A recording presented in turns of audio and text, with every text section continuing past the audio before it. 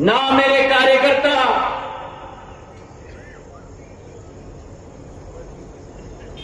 लेकिन मेरी क्षेत्र की पूजनीय जनता और मेरा एक एक भाई और बहन जो इस प्रांगण में बैठा हुआ है,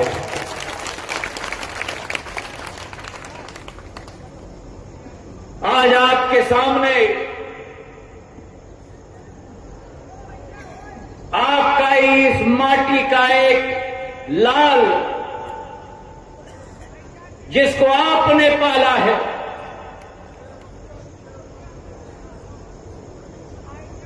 जिसे आपने आशीर्वाद प्रदान की है, जिसे आपने बर्दाश्त अपना दिया है, आपके सामने प्रणाम करते हुए नतमस्तक है।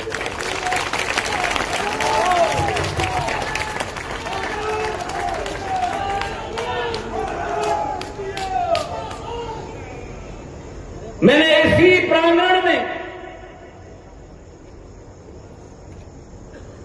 आपसे निवेदन किया था कि गुना को इस बार इतिहास बनाना होगा।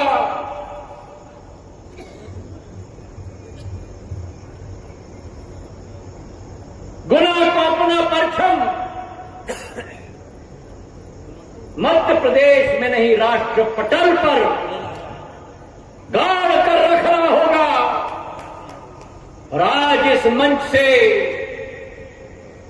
मैं अपने एक एक सेनापति, मेरी मातृशक्ति सेनापति, मेरे नौजवान सेनापति, मेरे एक एक किले के किलेदार सेनापति, मेरे सर सेनापति, मेरा एक एक इधर कार्यकर्ता नहीं, सैनिक को दिल के गहराइयों से मैं धन्यवाद अर्पित करना चाहता हूं। मेरे भाई और बहन, क्या इतिहास रचा है। मैं निःशब्द हूं। अगर मैं कहूं कि मैं कृतज्ञ हूं, वो काफी नहीं है। जो आपने अपना आशीर्वाद प्रदान किया, आपने अपना बर्दाश्त प्रदान किया, जहां आपने एक एक बूंद पसीना का टपकाया है, ये सिंधिया परिवार का मुखिया सौगंध लेता है कि आपके पसीने के बदले में अगर मेरी खून की भी जरूरत होगी तो वह हाजिर है। मेरे भाई और बहन, मैंने आपसे निवेदन किया था कि एक एक किले पर छत्रपति शिवाजी महाराज की तरह भगवा झंडा गाड़ के रखना होगा। और आज मैं आपसे कृतज्ञ हूं कि गुना और बमोरी के एक एक किले पर भगवा झंडा गाड़ के मेरे सेनापतियों ने रख दिया। और आज मैं आपसे वादा करता हूं कि आपने अपनी जिम्मेदारी बेखूबी से निभाई। अब जिम्मेदारी मेरी है गुना का विकास और गुना की प्रगति।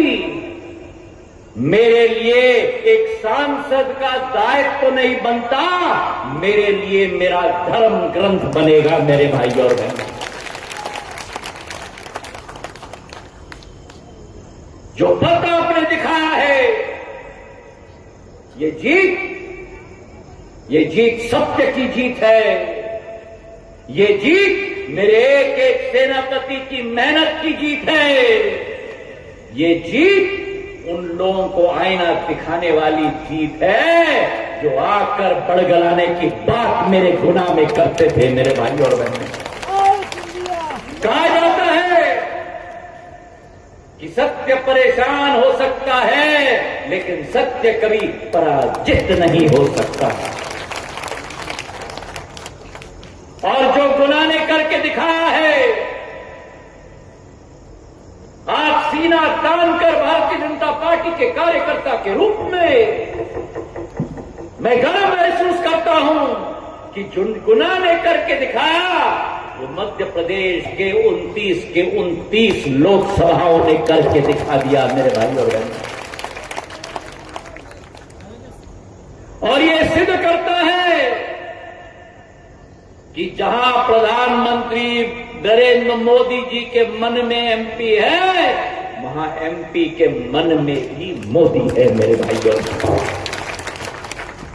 और इसलिए जो विकास और प्रगति की श्रृंखला रही, कश्मीर से कन्याकुमारी तक, गुजरात से अरुणाचल प्रदेश तक, वो विकास और प्रगति की श्रृंखला आने वाले दिनों में एक ही शब्द से जानी जाएगी, और वो मोदी की गारंटी की शब्द से जानी जाएगी।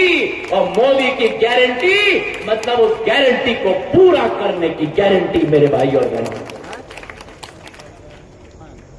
जहां एक तरफ मध्य प्रदेश की जनता ने अपना पूरा विश्वास भारतीय जनता पार्टी और प्रधानमंत्री नरेंद्र मोदी जी में दिखाया, वहीं आज भारतीय जनता पार्टी के एक सेनापति को प्रदेश भर में, ग्वालियर चंबल संभाग से खरगोन तक और नीमच से लेकर रीवा और सिंगरौली तक मैं नमन करता हूं कि आपकी मेहनत और मशक्कत ने पूरे देश में भारतीय जनता पार्टी के कमल के फूल को खिलाने का कार्य कर दिया मेरे भाइयों और बहनों। और आज इस देवतुल्य कार्यकर्ताओं को भी मैं वादा दिलाता हूं कि आपका ढाल और आपका तलवार भी ये ज्योतिरादित्य सिंधिया बनेगा मेरे भाइयों और बहनों।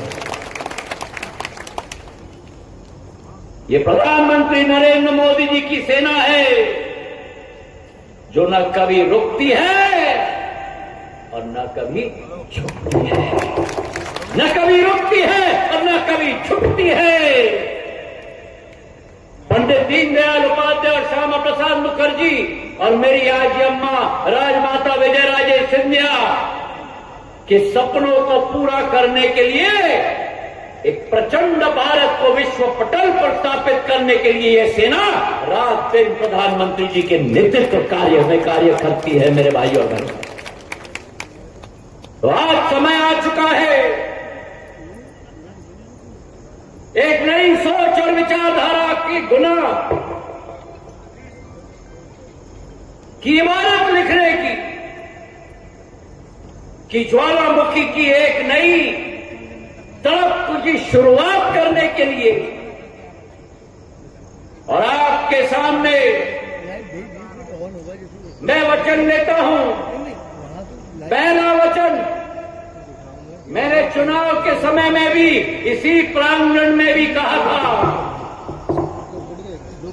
मेरा पहला वचन है आपको और गुना की जनता को कि हर माफिया का समापन आप और हम मिलकर इस क्षेत्र में करेंगे। ना भू माफिया बचेगा, ना राशन माफिया बचेगा, ना किसी तरीके का माफिया बचेगा। आप और हम मिलकर इनको यहां से रवाना करने का कार्य करेंगे मेरे भाइयों। मेरी दूसरी प्राथमिकता कि केंद्र सरकार और राज्य सरकार की हर एक योजना मेरी इस सेना के साथ एक कार्यकर्ता के रूप में घर घर उस गांव की आखिरी झोपड़ी तक पहुंचाने का कार्य आप और हम मिलकर करेंगे मेरे भाइयों। मेरी तीसरी प्राथमिकता कि गुना में जो आशा और अभिलाषा है अधोसंरचना की, बढ़ोतरी हो सड़कों में, बढ़ोतरी हो रेल में, बढ़ोतरी हो हवाई सेवा में, उन सब सपनों को साकार करने की जिम्मेदारी मैं लूंगा मेरे भाइयों। मेरी चौथी प्राथमिकता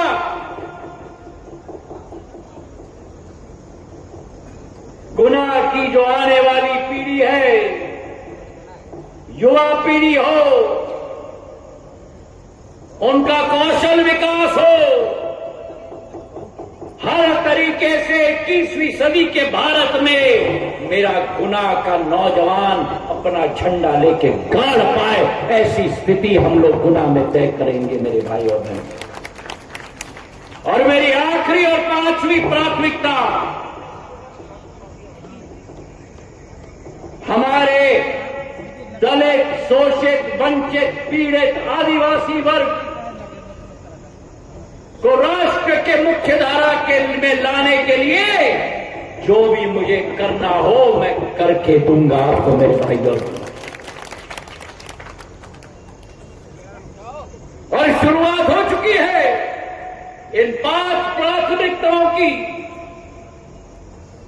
5 प्राथमिकता मतलब मेरे लिए पंच प्राण की तरह है मेरे भाई और बहनों, पंच प्राण की तरह है, पंचामृत की तरह है। पिछले दिनों में खाद की कमी थी, आज तक 27,000 मैट्रिक टन खाद का गुना शिवपुरी और अशोकनगर में आ चुका है। फिर भी खाद की किल्लत थी। 14 तारीख को 3,000 मैट्रिक टन का मैंने एक रेक भिजवाया नड्डा साहब की तरफ से। 20 तारीख को एक रेक मैंने भिजवाया और आने वाले 30 तारीख के पहले 3,000 मैट्रिक टन का एक और रेक संसदीय क्षेत्र में पहुंचने वाला है। और 5 जुलाई तक 6,000 मैट्रिक टन की जो किल्लत है उसे पूर्ण करने के लिए 5 तारीख तक दूसरा रेक भी मैं पहुंचाऊंगा ताकि खाद की कमी मेरे किसान के लिए ना हो।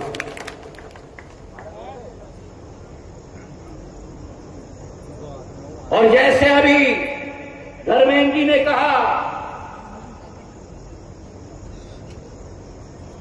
मेरे सेनापतियों को मैंने इसके बारे में बहुत सुनाया, इतना सुना दिया कि विभाग प्रधानमंत्री जी ने मुझे जिम्मेदारी दी।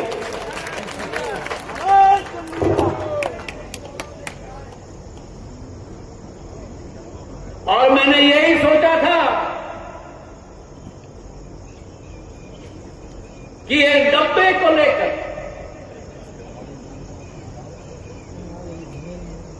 आज तो या तो ये होता है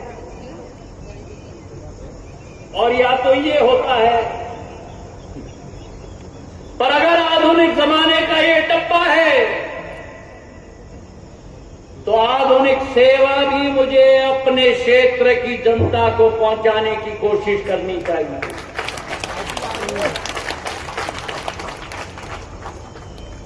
तालियां तो बजा दी, मैंने तो कुछ नहीं कहा।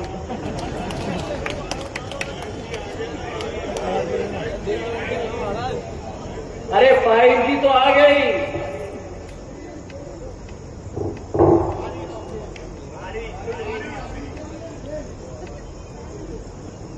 5G तो आ गई, लेकिन 5G संतोष का फोन ले रहा हूं मैं, डब्बा। 5G आने से क्या होगा? 5G आने से तो संतोष की घरवाली को और परेशानी हो जाएगी, क्योंकि संतोष इसमें और कैद हो जाएगा। 5G से आने से संतोष की घरवाली और संतोष के घर के बच्चों को भी सुविधा मिलनी चाहिए, ऐसी सेवा आनी चाहिए। तो पूरे देश में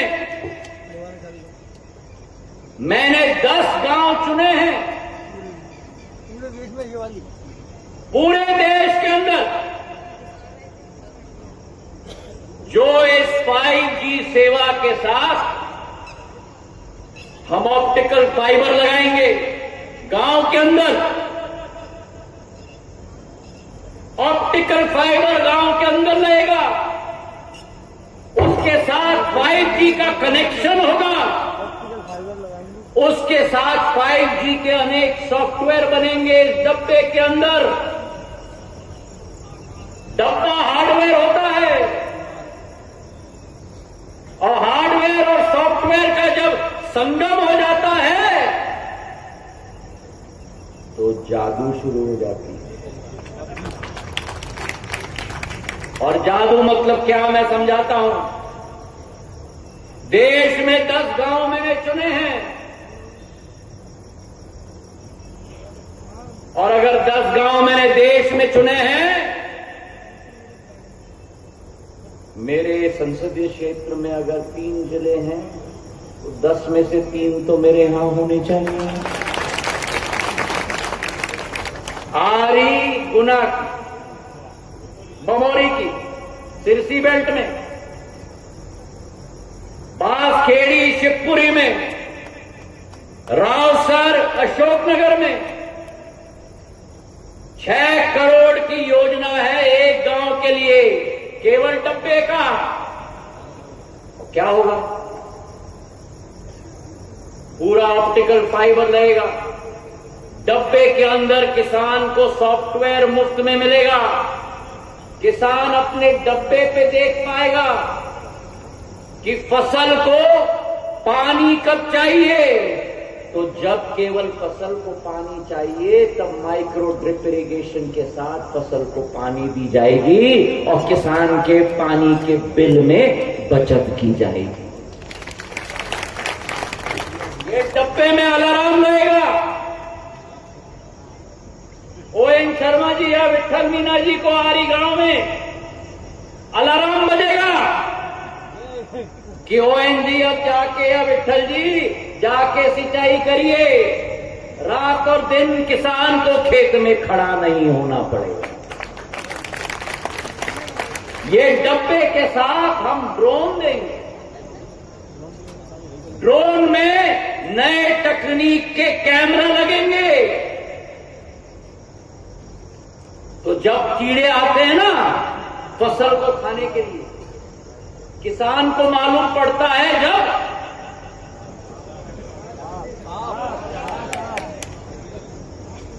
अब इस डब्बे के साथ और ड्रोन के साथ जो माइक्रोस्कोप के कैमरा लगे हैं, पहले बार कीड़े लगने पे ही डब्बे पे किसान को मालूम पड़ जाएगा कि कीटनाशक छिड़कने का समय आ गया। स्वास्थ्य की सेवा है डब्बे पे।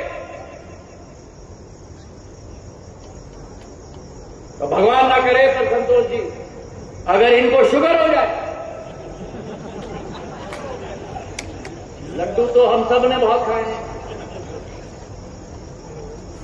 अगर इनको शुगर हो जाए आरी गांव में,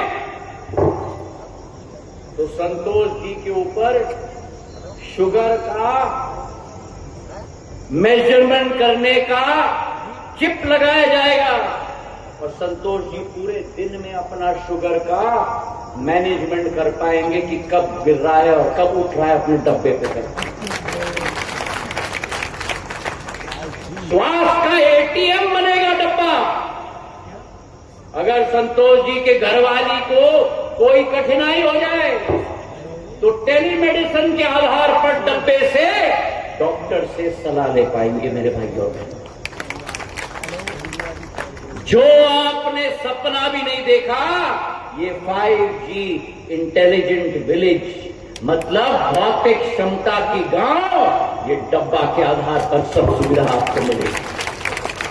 जो आपको दिल्ली में ना मिल पाए, जो आपको मुंबई में ना मिल पाए, जो आपको चेन्नई और हैदराबाद में ना मिल पाए, वो आपको आरी गांव, बांसखेड़ी गांव और रावसर गांव में मिल पाएगी। मेरे भाइयों,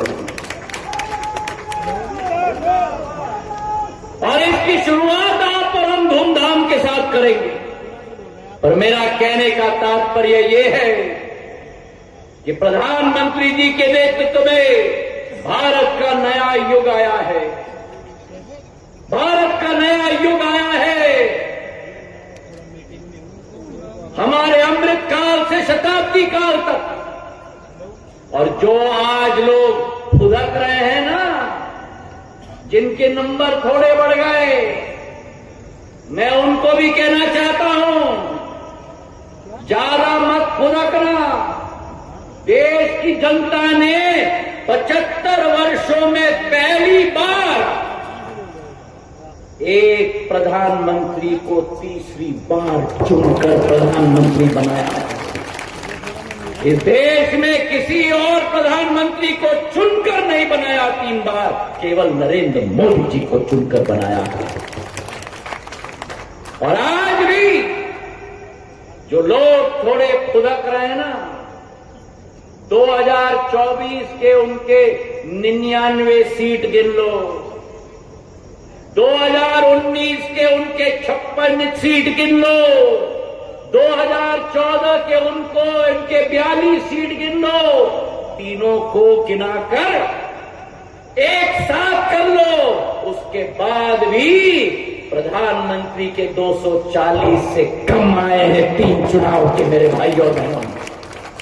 आज प्रचंड बहुमत के साथ प्रधानमंत्री नरेंद्र मोदी जी को प्रधानमंत्री देश की जनता ने बनाई है। और आज आप और हम संकल्प लेते हैं, उनका मिशन है एक विकसित भारत, उनका मिशन है एक आत्मनिर्भर भारत, और आप और हम सब सैनिक बनकर उस संकल्प को पूरा करेंगे। इन्हीं शब्दों के साथ आपके सामने झुककर नतमस्तक होकर मैं प्रणाम करता हूं। धन्यवाद। जय हिंद, जय भारत, भारत माता की, भारत माता की, भारत माता की। सभी कार्यकर्ताओं से आग्रह है, कोई भी